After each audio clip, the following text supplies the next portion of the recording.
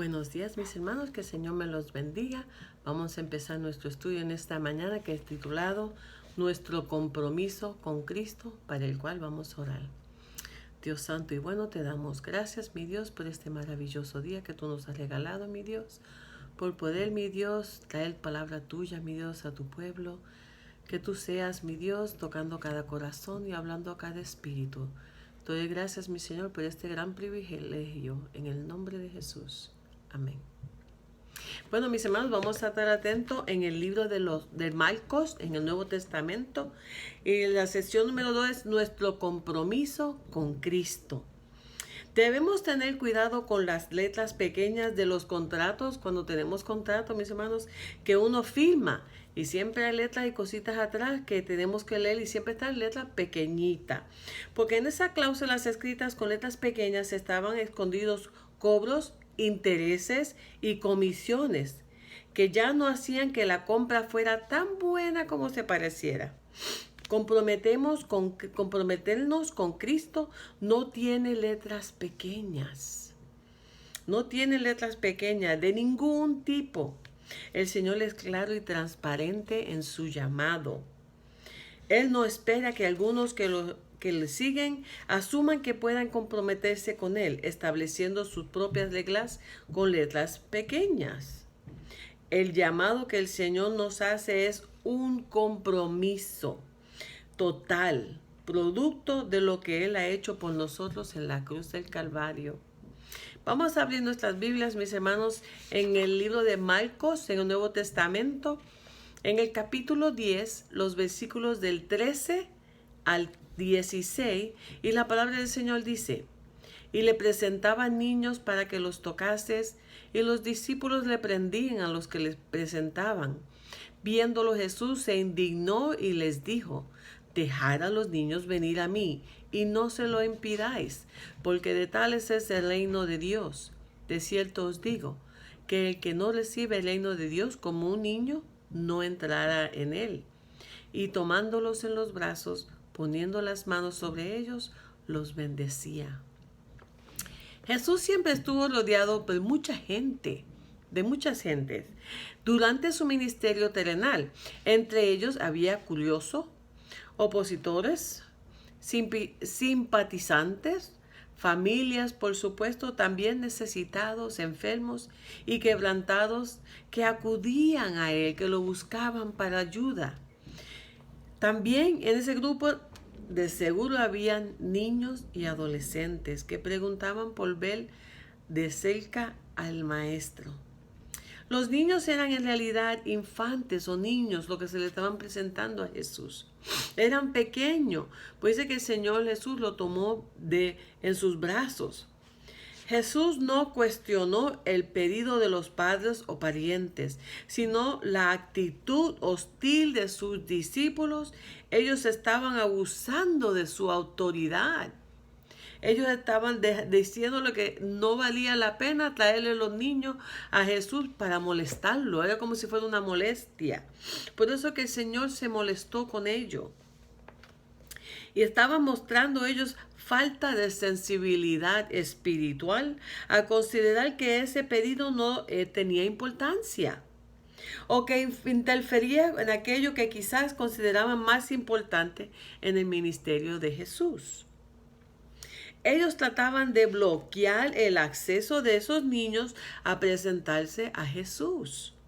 Ningún ser humano puede decidir quién entra o no a la presencia de Jesús, a la presencia de Dios. El Maestro ordenó que no pusieran impedimento a los niños que se acercaran a Él, porque de tales es el reino de Dios. Esto no significa que ellos tuvieran alguna capacidad especial y por eso merecían el reino de Dios, sino que ellos modelaban a los creyentes absoluto en el que el Señor los aceptará y lo bendecirá, su incapacidad para obtener algo por sí mismo y su necesidad absoluta de él.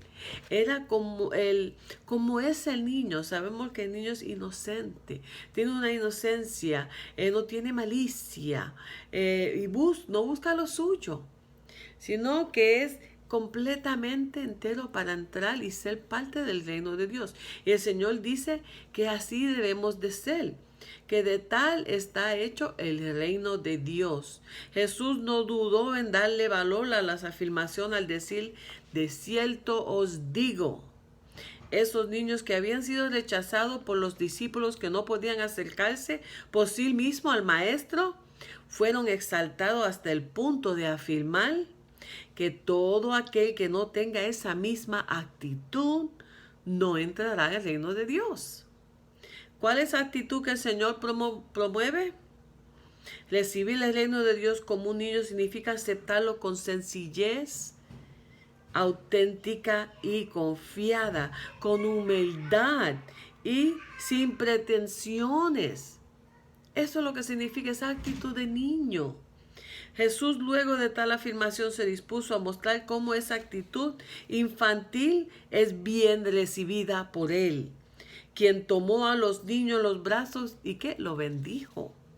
Este es el tipo de confianza que el Señor espera un compromiso como el del niño que confía por completo en su padre. El niño no busca otro modo, sino que confía y espera 100%.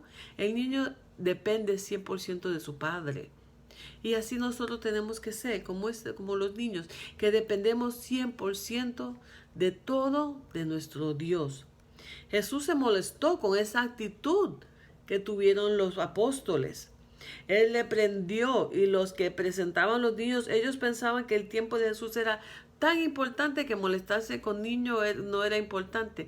Pero el Señor le corrigió eso, lo regañó y le dijo que no hicieran eso, más o menos que no hicieran eso, que dejara que los niños fueran donde Él. Jesús da razón de su conducta, que el reino de Dios consta de personas como estos niños. Jesús fue cariñoso con los niños. Él fue cariñoso, sabemos que son pequeños porque Él los toma en sus brazos y fue muy cariñoso. Él los amó, Él los ama. Él ama a los niños y Él espera que usted y yo seamos así, con esa actitud de un niño. Vamos a seguir leyendo en Marcos 10, los versículos del 17 al 20. Y la palabra del Señor dice: al salir él para seguir su camino, vino uno corriendo e hincando la rodilla delante de él, le preguntó: Maestro bueno, ¿qué haré para heredar la vida eterna? Jesús le dijo: ¿por qué me llamas bueno? Ninguno hay bueno sino solo uno, Dios. Los mandamientos sabes: no adulteres, no mates, no hurtes, no digas falso testimonio, no defraudes, honra a tu padre y a tu madre. Él entonces respondió, le dijo: Maestro, todo esto lo he guardado desde mi juventud. Ahora vemos a este hombre que se dice que era un joven muy rico. Llegó apresurado corriendo y lo primero que hizo es reconoció la autoridad de Jesús y se arrodilló. Se arrodilló delante de Jesús antes de hacerle la pregunta que tenía atragantada. Él se dirigió al Señor diciéndole maestro, reconociendo como un rabí, como un maestro distinguido y aceptado por su conocimiento de la ley. Poniendo nuevamente el énfasis en la capacidad humana para alcanzar la salvación, parecía que le preguntaba que su pregunta buscaba más una confirmación, que tengo que ser, ya yo hice esto, aquello, lo otro, ahora tengo que hacer algo más, dígame que yo lo hago para tener la salvación. Él estaba pensando así, que buscaba una confirmación de sus propios logros que un consejo. Jesucristo le respondió a mostrarle que el único realmente bueno es Dios y que nada más merece esa honra, o solo Dios, sino que buscaba aclararle que la verdadera bondad solo se encuentra en Dios. Por lo tanto, este joven tenía un conocimiento superficial de Dios. tenía un conocimiento superficial de Dios y de la bondad, y una confianza excesiva en sí mismo y en las obras que él había hecho. Cuando confiamos demasiado en lo que nosotros hacemos y no en lo que Cristo hizo por nosotros, como que perdemos el andar en el que estamos como creyentes. Simplemente le mencionó los mandamientos que describen las relaciones sociales. Al parecer, Jesús quería mostrarle al joven rico que su supuesta bondad también debía mostrarse de su prójimo, de forma evidente y práctica en las relaciones con su prójimo, y no solo en términos de religiosidad dentro del culto. Él le dijo, sí, yo hago todo eso, pero ¿qué es lo que él quería saber? ¿Qué algo así? Era algo que tenía que ser él para ser salvo. El joven afirma que desde niño había sido capaz de guardar todos esos mandamientos sin fallar ni uno. No hay duda de que tenía una profunda confianza, pero en sí mismo. En sí mismo. Todo parece indicar que este joven tenía un compromiso absoluto con su propia religiosidad y obediencia externa. A veces, porque en la iglesia podemos tener muchos creyentes y podemos tener religiosos. Y esos son aquellos que van por ya costumbre. Así hice cuando niño y así hago ahora, y no porque tienen una relación realmente con el Señor, y no porque tienen un compromiso con Dios. Lo mismo le da ir a la iglesia y no oír, lo mismo le da orar que no orar, lo mismo leer que no leer la palabra del Señor y escudriñarla. Ahí es donde está la religiosidad y no el compromiso. Realmente hubiera sido obediente, nunca hubiera podido responder, todo esto lo he guardado desde mi juventud. Si no hubiera dicho en su lugar, lo intento, pero no pude, ten misericordia de mí. Si él hubiese dicho eso, hubiese sido otra cosa. El joven que viene a preguntarle a Jesús creía que la vida eterna era algo que se conquistaba haciendo algo. Y el propósito de llamar la atención hacia la ley era mostrarle al joven su incapacidad de ganar la vida eterna mediante las buenas obras. El Señor estaba mencionando eso de las leyes, pero no importa que tú hagas las leyes, porque eso era algo que la vida eterna no se ganaba y se encontraba porque seguimos las leyes. No, porque el Señor Jesús vino y a través de Él es que somos salvos. El Señor dice que Él era incapaz de ganar la vida eterna mediante de nuestras buenas obras. Usted puede hacer todo lo que usted quiere hacer en la iglesia. El mejor que limpia, el mejor que canta, el que dirige, el que hace aquello, lo otro. No importa, porque a través de esa cosa usted no va a llegar a la vida eterna. Si usted piensa que haciendo todas estas cosas por la iglesia y es todas las cosas que hacen estas buenas obras que llamamos buenas obras, que con eso usted va a ganar la vida eterna, estamos muy equivocados, está muy equivocado. La vida eterna viene a través de nuestro Señor Jesucristo, de la salvación que tenemos en Él, en su muerte en la cruz. Y solo la podemos tener si tenemos fe y lo recibimos en nuestro corazón y en nuestra vida y le damos entrada. Señor, ven a mi vida, me arrepiento, quiero tu perdón, perdóname, quiero vivir para ti, Señor. Ese es el compromiso real. El joven de esta historia, su respuesta muestra que su obediencia a la ley fue solo de afuera. Él nada más era una obediencia externa, de afuera, y no había nada adentro. Vamos a seguir leyendo en Marcos 10, del 21 al 22. Y la palabra de Dios dice, entonces Jesús mirándole le amó y le dijo, una cosa te falta, anda, vende todo lo que tienes y dalo a los pobres y tendrás tesoro en el cielo. Y ven, sígueme, tomando tu cruz. Pero él, afligido por esta palabra, se fue triste, porque tenía muchas posesiones. Por eso es que el Señor dice que no es imposible que el rico llegue al cielo, a la eternidad, pero es difícil, porque el rico muchas veces depende de sus riquezas. La respuesta de Jesús hubiera dejado perplejo a cualquiera.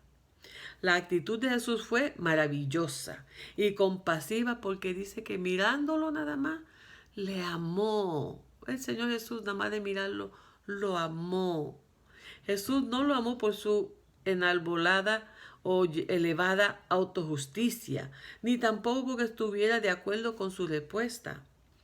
Jesús le amó porque pudo ver en su corazón y saber cuán necesitado estaba de ser liberado de su falsa justicia y religiosidad.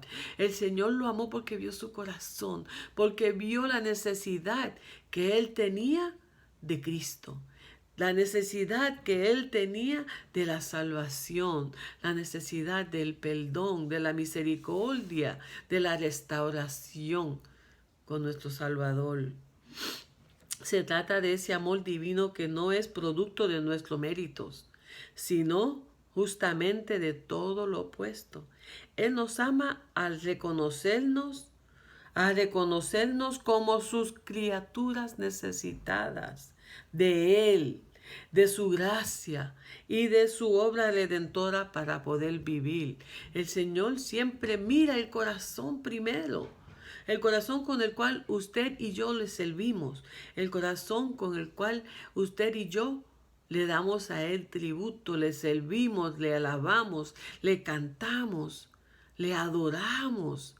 Eso es lo que el Señor mira. Y Él vio el corazón de este joven y vio la necesidad que él tenía de ser justificado a través de la salvación de Cristo. Cuando Jesús le dijo una cosa te falta, no estaba tratando de hacerle cumplir con una lista de mandamientos adicionales para que pudiera alcanzar la salvación. Pero al contrario, lo que buscaba el decirle era que para alcanzar la vida eterna, solo una cosa más era suficiente. Era mostrarle que esa sola cosa era imposible que la pudiera cumplir con sus fuerzas. Buscaba era sacarla a la luz y el joven estaría dispuesto a obedecer con confianza absoluta y total rendición al Señor. Él estaba viendo hasta dónde iba a llegar este joven. Jesús no solo le ordenó que se deshiciera de todos sus bienes, sino le dijo, sígueme. Imagínense, mis hermanos, de estar ahí al lado de nuestro Salvador Jesucristo que le diga, sígueme, dándole la oportunidad de andar con Él, de gozar de las riquezas celestiales.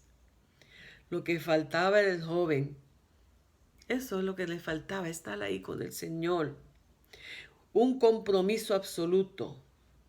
No hay duda de que lo que le faltaba al joven era justamente el fundamento que sostenía todo el edificio de su propia vida. Un compromiso absoluto y también una dependencia y una obediencia absoluta del Señor. Por eso que tenemos creyentes que no son ni frío ni caliente. ¿Por qué? Porque no tienen un compromiso absoluto. Una obediencia absoluta. Obedecen hoy y mañana no. Obedecen mañana y a la semana no. Obedecen cuando es conveniente para ellos. Sirven cuando es conveniente para ellos. Y cuando están ahogados, que se sienten que se le está hundiendo el bote y le están apretando el cuello, ahí van a la iglesia y oran al Señor y buscan de Dios. Y el Señor quiere que le busquemos en las buenas y en las malas. No importa, que nos comprometamos con Él, que le seamos fiel a Él, porque Él lo es con nosotros. Este joven no buscó una alternativa ni presentó una excusa, solo se rindió por completo ante la posibilidad de tener el desprenderse de sus muchas posesiones. Él no dijo, no, él de una vez, no, dijo que no, básicamente. El Señor tocó el área de su vida en la que realmente descansaba su verdadera confianza y el joven suspendió el examen. Cuando nosotros dependemos de algo que no sea nuestro Señor Jesucristo y nos toca dejar eso, es bien difícil. Este joven dependía completamente y confiaba completamente en sus riquezas para seguir la vida. Y se le iba a ser muy difícil dejarlo porque confiaba 100% en ello. Cuando usted tiene algo que confía, que no sea Cristo, tiene algo que usted depende y no es Cristo, depende del dinero, depende de su esposo, depende de su esposa, depende de una persona, no importa quién sea, depende de algo que no sea Cristo primero y después hay que quitarlo. Porque el Señor, cuando le buscamos a Él, le servimos, Él quiere ser primordial, mis hermanos. No que pongamos otra cosa delante de Él, porque se vuelve un ídolo. Eso es lo que pasa. Esa familia, ese trabajo, cualquier cosa que pongamos antes que servir al Señor, se vuelve un ídolo. Y el Señor es un Señor, un Dios muy celoso. Él no quiere para sí, porque Él dio a su Hijo. Él lo entregó para salvarnos, para acercarnos a Él, para que nosotros seamos obedientes y tengamos un compromiso con Él. El Señor no les pide a todos los seres humanos que vendan todo y lo den para los pobres, pero sí se lo dijo a este hombre. ¿Por qué? Como dijo en otra oportunidad, ninguno puede servir a dos señores, porque aborrecerá al uno y amará al otro, o estimará al uno y menospreciará al otro. No podéis servir a Dios y a las riquezas. Y eso lo encontramos en Mateo 6:24. Y ahí está lo que estaba diciendo. ¿Por qué? Porque después le damos más énfasis a eso. Y yo me acuerdo que cuando Talón y yo estábamos recién casados, él jugaba mucho béisbol y pelota. Y a él le encanta el juego de pelota, le gusta el deporte. Pero él se encontró que estaba jugando los domingos y el compromiso con el Señor ya no era serio. Su compromiso no era serio en ese tiempo porque él dejaba de ir a la iglesia para ir a los juegos. Y con el tiempo él se dio cuenta que el compromiso con el Señor era mucho más valioso para él. Y él tuvo que dejar de jugar pelota. Y él amaba la pelota, mis hermanos, porque no hay un hombre que les guste tanto el deporte como mi esposo Tyron. Pero él escogió mejor. Y doy gracias a Dios por eso. Nosotros hablábamos de eso. Yo siempre le decía, ¿sabe? El compromiso es con Dios. Mira a ver si juega los sábados y no los domingos. Porque el juego es bueno, a él le gusta, le ayuda a hacer ejercicio y le gusta. Y estaba jugando con otros jóvenes que también le ayudaba. Pero su testimonio le estaba haciendo daño porque no estaba yendo a la iglesia. En vez estaba yendo a los juegos. Y él tuvo que dejar eso. El Señor, el compromiso que el Señor le dijo a él, tú tienes que dejar eso, porque yo tengo que ser primero. Y él lo dejó y le doy gracias al Señor. Y su vida ha cambiado, él ha madurado tanto, porque él ha puesto el compromiso con el Señor es primero. Y eso es tan importante. Dice, porque la palabra del Señor dice que no, porque si usted tiene algo que ama más que a Dios, o que está en el lugar donde está supuesto ser Dios, si los domingos está supuesto estar en la iglesia y usted está con la familia, o está haciendo compras, o está limpiando, o está haciendo otra cosa, está poniendo otra cosa delante de Dios. Y Dios no nos va a dar a nosotros por inocente, porque Él nos ama y Él va a ser celoso. Él quiere que estemos en su casa. Él quiere que le sirvamos y que le amemos porque Él nos amó primero. Este joven era religioso y moral, pero su confianza estaba en las riquezas y no en el Señor. ¿En qué está tu confianza, mi hermano? Todos nosotros tenemos ese aspecto que nos falta y que nos deja fuera del reino de Dios. El hombre rico se sintió afligido, pero ese sentimiento no lo llevó a obedecer, sino a alejarse y triste, porque no estaba dispuesto a obedecer y a renunciar a sus riquezas. Talón estaba dispuesto a renunciar a su juego, a renunciar a todo eso. ¿Por qué? Porque la quería amar al Señor, quería hacer el compromiso más profundo con el Señor. Este joven no. Él decidió que él no podía dejar las riquezas. Él dependía demasiado en ellas. Jesús lo amó y lo invitó a andar con él en profunda comunión. Pero este hombre no estuvo dispuesto a comprometerse de corazón con el más grande mandamiento. Amarás a Jehová tu Dios de todo tu corazón y de toda tu alma y con todas tus fuerzas. La mirada de Jesús hacia el joven fue intensa. Tenía que haber una mirada tan intensa, mis hermanos, y escrutadora, reconociendo sin duda la necesidad espiritual de este joven. Vio las posibilidades que había en este joven rico. Pero Jesús puso el dedo en el problema del joven. Su devoción a la riqueza era más fuerte que a Dios. Y alguna vez nuestra devoción a otras cosas es más fuerte que nuestra devoción y nuestro amor a Dios. Para seguir a Jesús tenemos que eliminar el obstáculo. Para este joven era el dinero. ¿Cuál es el obstáculo o cuál es aquella cosa que no te deja ser obediente? No te deja hacer ese compromiso real con Dios, sincero. ¿Qué es eso lo que está en el frente de ti que te bloquea de servir al Señor como Él te pide, como Él demanda? Mis hermanos, tenemos un privilegio tan grande de ser llamados hijos de Dios. Él nos escogió, Él nos amó primero.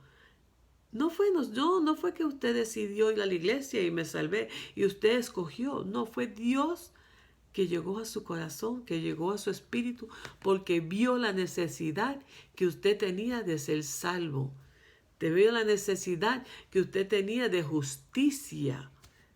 Y mis hermanos, tenemos que estar más comprometidos con el Señor cada día, buscando y escudriñando su palabra, porque su palabra, mis hermanos, ahí está la mente de Dios. ¿Usted quiere conocer a Dios? Ahí está. Así como nosotros tenemos nuestras parejas, nuestros esposos, nuestras hijas, nuestros hijos, todas estas relaciones, para llegar a conocerlo, tenemos que hablar con ellos, compartir con ellos, conocerlo, tener una relación íntima con ellos. Y cuando estoy hablando de intimidad, no estoy hablando de nada físico, mis hermanos. Estoy hablando de intimidad, de compartir momentos bellos con nuestras familias, con nuestros hijos, con nuestros esposos, con nuestros nietos. Esos tiempos maravillosos que Dios nos da para conocernos, para poder ayudarnos unos a otros. Para el Señor, el compromiso es más intenso. Tenemos que tener nuestro tiempo con nuestro Señor solo para conocerlo, para hablar con Él, para que Él hable a nuestros espíritus, para que nosotros podamos ser más fiel a Él y comprometernos cada día más a Él y a servirle a Él. Que el Señor me los bendiga. Espero que han tenido una semana linda y que van a tener otra más maravillosa. Que el Señor me les llene de mucha bendición, cuidando y protegiéndolo en cada paso que dé. Lindo día y linda semana. Dios me los bendiga.